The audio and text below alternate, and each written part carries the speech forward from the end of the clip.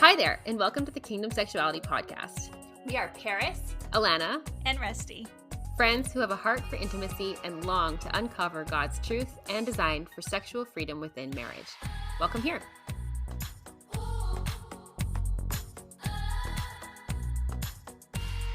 All right. Welcome back to the podcast, Kingdom Sexuality family. This is Rusty. I am here with Alana and Paris. And today we wanted to just kind of sit down, have a nice, just low-key conversation.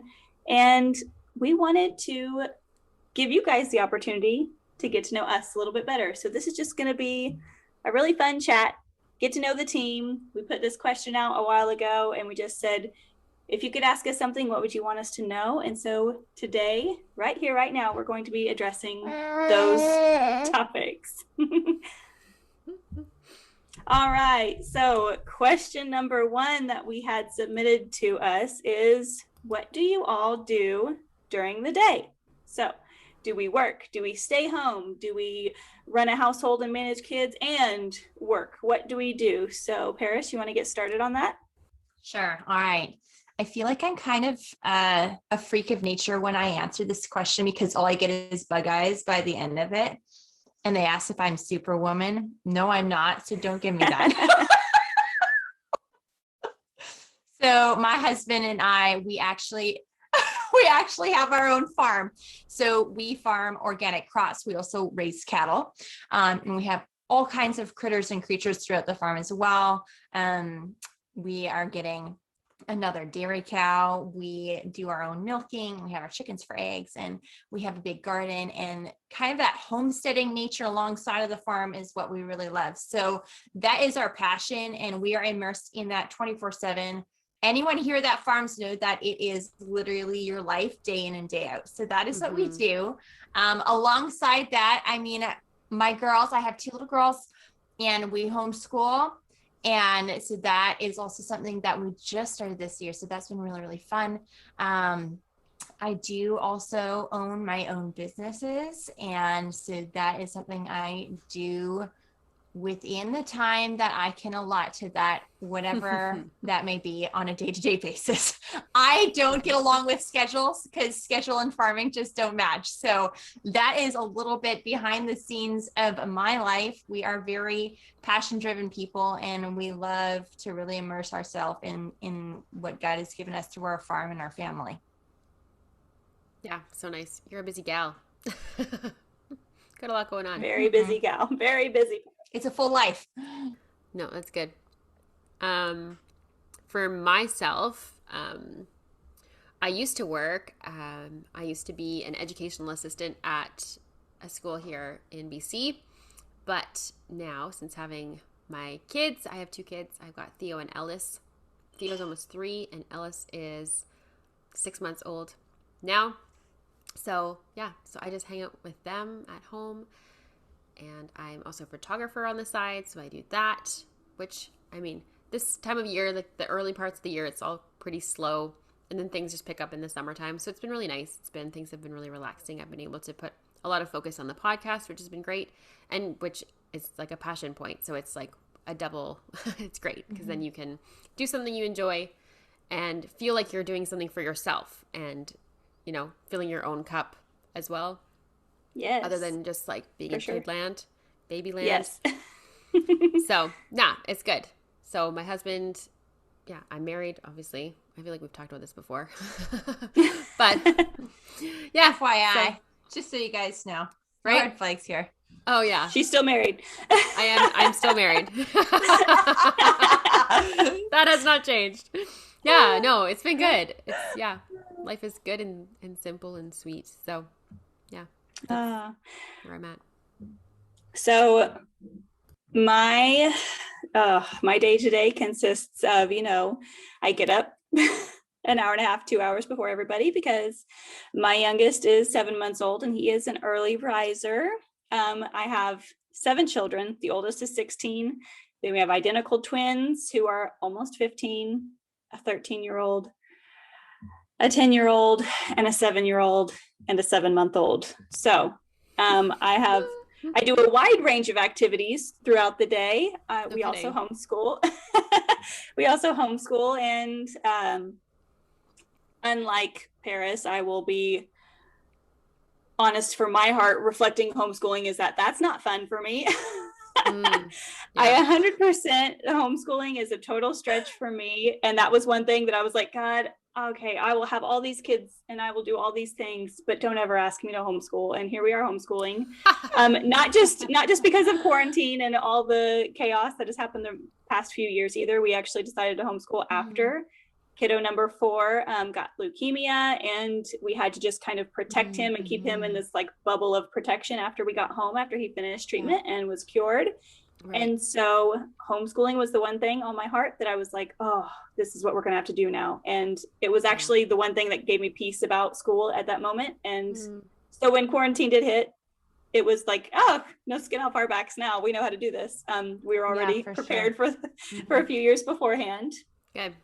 But yep, I do homeschooling every now and then. I raise a litter of puppies just for our lovely little pet that we have here, our dog Dottie, and she was such a blessing to my son who did have leukemia. Is the one thing he came out of treatment wanting was, I want a dog.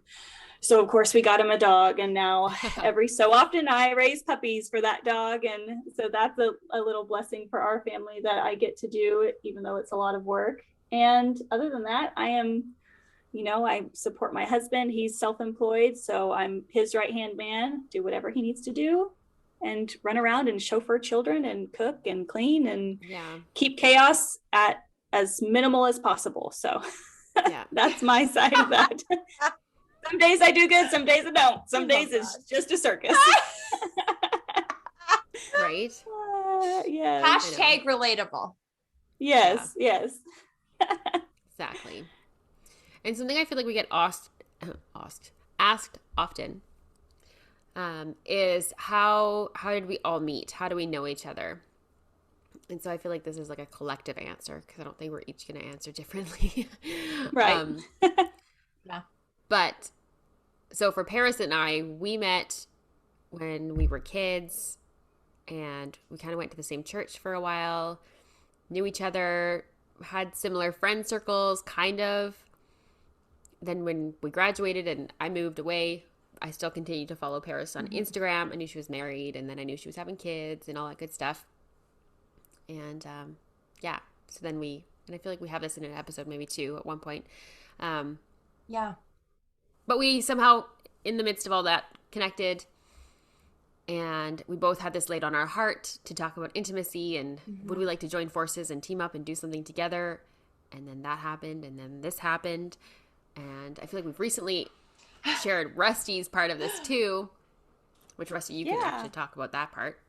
Yeah, so I had been listening for right at a year. It was right, you guys had just hit your 1 year mark, I think, and I had it laid on my heart to reach out and offer to be a mentor if you guys needed just a lady who had been through the ringer just a few more years. I'm going to say a few more years, but in reality, 5, 6, 7, I don't know, more years more than you guys have. And man, God really just boom, boom, boom. It was like, yes, welcome. Yes, we want you. We need you. And it was single-handedly probably the easiest thing that's happened in my life. And that thing is that God has worked out in my life within the past year, I'd say, where it's just like, doors open, walk through it. Here you go. All right. And I feel like it's been a really beautiful and just fun, easy friendship and sisterhood that we got to just join in together. And I don't know, it's been awesome. I know. And it's so fun too, like planning, like actually meeting in person one day, because like the three of us haven't ever been together in person. So it's like planning that and dreaming up what we're going to do and hanging out. And it's like so fun, so exciting. Yeah. I love that. Okay. This next question really gets me. I'll be the first to speak to this because this is something that we are asked often. And I think we assume subconsciously almost is when there is any kind of influencer on the internet, we assume that whatever it is they're talking about or whatever it is they're sharing, they're immediately, they've got it all together. And so that question that we were asked is, do you all have great sex lives? Does it get frustrating at times? And it's the answer is a huge resounding. We are all on this journey, and absolutely we have a lot of crap and dirt we all work through. Yes. Amen. So, can I get a hallelujah? That right. Right. This is the collective. We all are on this journey. We all have pasts we're working through. We all have things that happen in the midst of life, because life happens and things just throw you for a tailspin. Your marriage grows, grief strikes, whatever it may be. It all affects your sex life. So absolutely, we're on this growth journey, and none of us have perfect sex lives. So just go for us all. Next question. Right? Oh, goodness. Seriously. That's so funny. Yeah. Okay, the next one is, how did you guys decide to start Kingdom Sexuality? Oh, you kind of answered that one. Yeah, I kind of did.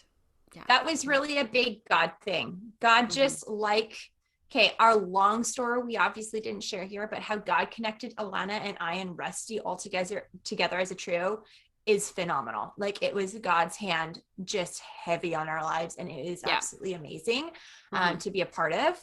And so this is definitely a God thing from the very start. God has opened doors, made everything so obvious. He has brought the people, he's brought the knowledge, he has brought all the things together. And we are really just the hands and the feet kind of doing the work there. So we didn't necessarily decide to start it. God was like, we're starting this. And we're like, yes, sir. And that's kind of how the show is run. Yes. Yeah. Yes, sir. Okay. I like that. Sir, yes, sir. Oh, yes. That's good. Do you ever talk about sex topic with your husbands on here? Why or why not? That's a good question. So you guys have had your husbands on the show, and you guys have done Well, Jeff hasn't been on. Yeah, No? Jeff's never been on before. Jeff hasn't been yet. I think Neil was only on once. Yeah. Okay, and it was like an interview that you went back and forth, correct? Yeah, You I answered interviewed questions. both of Yeah, them. Yeah. Alana interviewed us. I remember that. I remember Okay, listening to that episode and being like, Really?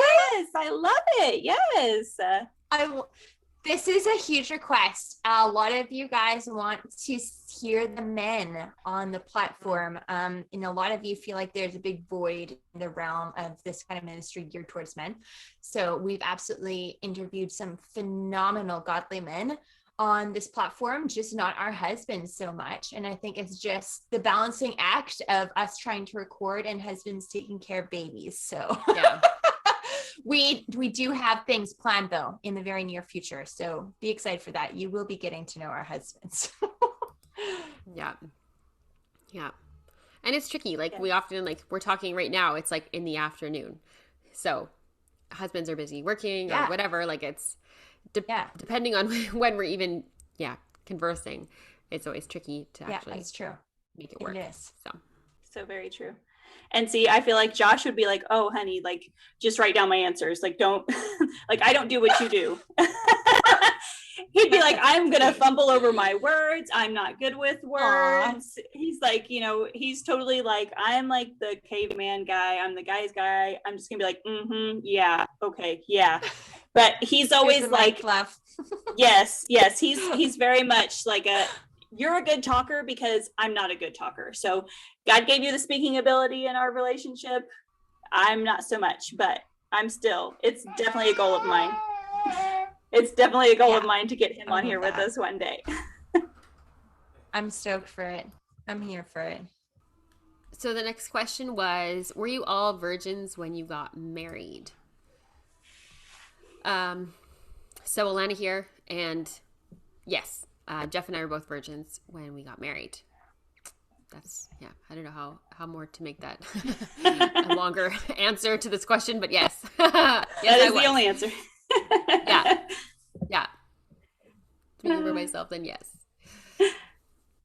And so for me, this is Rusty, and I kind of briefly went over this in my testimony episode, so you can catch the in-depth description there, but just quickly going over it. No, I was not. I did have I do have a past, and I was not a bad past, not any type of definitely didn't have lots of experience or expertise, but yeah, I was not a virgin whenever I got married, and neither was my husband. All right. And then for me, both Neil and I were virgins when we got married. I just want to say, I think it's amazing how God has brought us all three together with so many different backgrounds.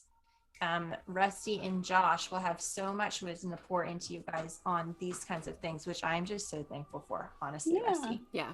Yes.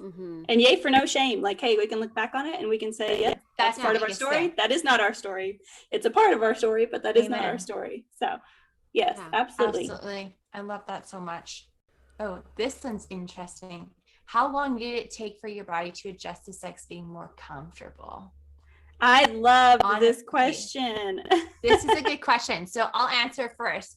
So it's Paris here, by the way. On a personal level, I found it was more of a mind thing than it was a physical thing for me. So for Neil and I, when we got married, being virgins, we were literally as naive comes. And it just took a lot of understanding in getting to know each other and really delving into our anatomy, honestly, and sexuality.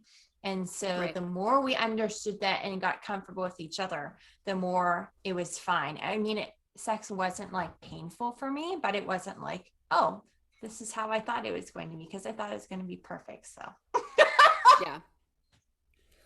Oh no, I'm sorry. I'm sorry you thought that. I mean, I thought that too, but right. I think that everybody on some level can say yes. Okay. Yes. Yes. Yeah. I know, for real. Yeah. Yeah. I know. I don't remember like a specific. Oh yeah, it was this many times, and then it was it was great. Like I don't remember keeping track like that, but I know at the beginning it definitely was just it's something entirely new your body's never done before. So of course it's going to take a little bit to get used to. And it's funny, I remember talking to some of my girlfriends being like, man, like this was just, I was just being like super raw with them. I was like, I'm really glad we did wait before we got married to have sex, because I feel like I would have been disappointed if I like, because it's so new. Real talk. You have all these expectations and then you go on your honeymoon, right? And I was like, I was just being super real with them, because I was like, just so you know, and I was like hopefully like, and I know like we'll grow and this will get better and things will change and your body, you know, grows and adapts and understands and you whatever. But then this initial first couple of times, it's like, like, because you're so new. So, anyways, that's my take on it. It definitely, it doesn't. We've in our MythBusters episode, like our second one in or third one in, it was like. This was like that. It would be a fireworks show every single time, and you're on your honeymoon and whatever. And we're like, sorry to burst your bubble, but I'm afraid not. Unlike the two of you, I do remember, and it was It was a gloomy Thursday afternoon, September 13th of no, I don't remember. No, we bought into that, Russ. I was like, oh my word, this was a good day. Sit down and let me tell you this story. I wish I could say that. So given, you know, and some people might think, well, you know, this wasn't brand new for her, so, or her husband, so maybe it was just because I think people have the assumption, like what you said, Alana, like I had these expectations. Well, for me, I had expectations that number one, the shame and the guilt would go away. Because I knew that I knew that, you know, having sex before marriage was wrong. But I thought then that all of that shame that had built up over the time would immediately disappear whenever, after we got married. But nope, we had to work through that. I had to work through the healing journey from that. The disappointment in myself, the disappointment in my husband, those types of things. But also then, you know, I just thought, well, this is going to be easy peasy because it isn't our first time, but it wasn't. It was not. Yeah. It Like you can look at people, I think, look and they always assume, like the grass is greener on the other side. Well, if we hadn't have waited, maybe this wouldn't be our story. Maybe we wouldn't still be struggling. But that's not true. Whether Mm, just waiting until your wedding night, just like there's not that magical switch to flip. It goes for the same if you were not married and did not wait. You still have work to do. It's still all about learning to communicate. It's still all about learning each other's bodies. And yeah. so it's just that it's something worth working for across the board, no matter what side of the coin you're coming from. Mm-hmm. Yeah, that's beautiful. Love that. Our followers want to know what our love language is. So we need to discuss that. We should also say our husbands. I feel like that would be awesome. Okay, so Yes. mine is definitely gifts. I am a gifts person through and through. When Neil and I actually did the 5 love languages test, because if you guys don't know, you can actually go onto the website and do it. And mine was gifts. He was just like, you're really selfish if that's what makes you feel loved, is you just want me to give you gifts. That was really prideful, by the way. No. Like no context understanding that. It was just, we can laugh so hard about that now because we were literally kids when we did it. It's so funny. Anyways, that was his first response to me. And it's really great now, just to clear things up. But his love language is physical touch, and it always has been. Yeah, I feel like mine has really changed. Like, I feel like even since we've done our love languages episode, mine has changed. So Yeah. when we did the episode, I think mine was maybe quality time or also gifts a little bit. But it's funny. Now I would say my love language is touch, which is so bizarre and so unlike me. I guess it's like Yeah. me, but I've come to realize that it's almost like a combination of physical touch and quality time. It's like I feel Right. loved when Jeff goes out of his way to like touch my, my shoulder or, Yeah. things like that normally wouldn't have like pumped my jets at all. But now I Yeah. see it in more of like he's choosing to be intentional and loving on me. And that's how he is doing it. And that's how I really love it. And so it's been interesting. I had to actually tell him, I was like, I think this is my love language now. Like, I think this is Yes. it. Yeah. So, which was crazy That is so and really awesome. interesting. So that would be mine. I think his is probably quality time. Yeah.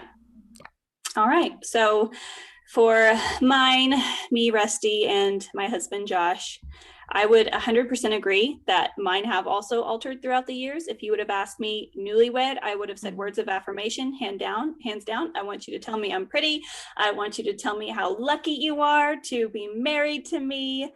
I want you just to fill me up and just toot my horn all day long, and that's how I feel loved. But then as we added children in the mix, as we added laundry in the mix and dishes and groceries and all those kinds of things, I quickly became an acts of service gal. And I'm like, if you could help me bear this load, Yeah. then I will love you forever. And man, I will just feel so good and so appreciated. So mine switched more to the acts of service realm.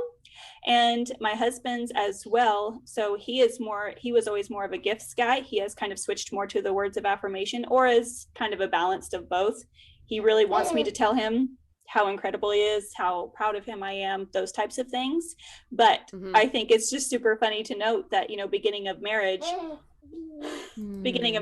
I was this words of affirmation girl, and he was a gifts guy. And so whenever he would mess up or we would have an argument, he would come back like with roses, and I'd be like, I don't want that. I want you to talk to me about this, and I want to work through it. And I'm like, or he's like, let's go do this, and I'll buy you something. I'll buy you whatever you want, with this, or I'll take you to this store and you can go in and buy an outfit. And I'm like, that's not going to fix anything.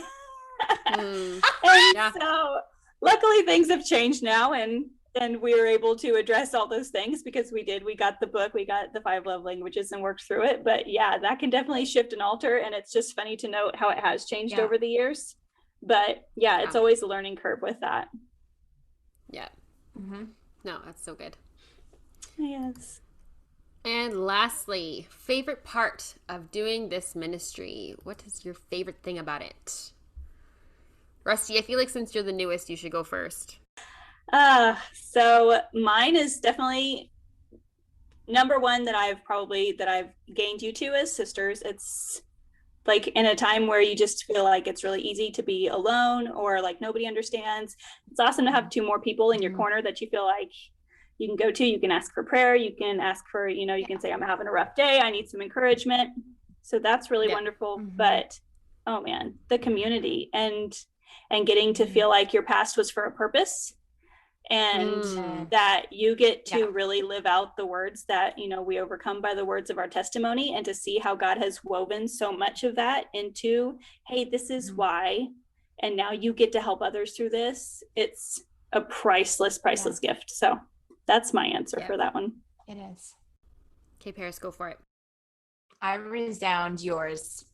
I definitely resound Rusty's. I think those are two massive, massive things that I didn't expect at all going in this ministry. I had very little expectations because it was such a God thing, but this sisterhood, and then also seeing God do all the behind the scenes work, through our own individual lives and through the thousands of people's lives that we get to walk alongside as our followers has been phenomenal. Also, just being in a ministry that was so ordained by God blows my mind every time. Like it is something else. Yeah. Yes, absolutely. Yeah. I know for me, it's like, I feel like it's bits and pieces of everything, right? Like you guys have already said, but to just know that you're doing something that has had God's hand on it so heavily, to know that this is like, you're walking on the path that you need to, and that you should. Yeah. And as someone who was really nervous to start, I was like, I don't talk in front of people. Like I fumbled my words all the time. Like I was super anxious about it. I'd have like a plan and then my own plan and another plan, like, so I wouldn't mess anything up. I wouldn't mix up my words, which I do a ton anyway. But yeah, it's just been such a blessing, and also like a good creative outlet. It's something that's a passion that has become, almost like a job. It's not a job, but something I can enjoy and do and feel like I do an okay job at, which is always really great. So. And you do a wonderful job. Oh, thank you. Well, thanks for the questions, guys. If you have any more other questions, feel free to shoot them to us on Instagram or email us. We'll do another one of these if you guys are into it. And we'll see you guys in the next episode. Hey friends, thank you so much for hanging with us today as we dive deeper into meaningful, godly intimacy, tackle the hard questions, and embrace truth while we're at it. We're also on Instagram. You can find our handle in the show notes alongside any resource links we mentioned in the show. As always, our hearts are to cultivate deep community and freedom with you guys. We are so honored to walk this journey alongside you. We'll see you in the next episode.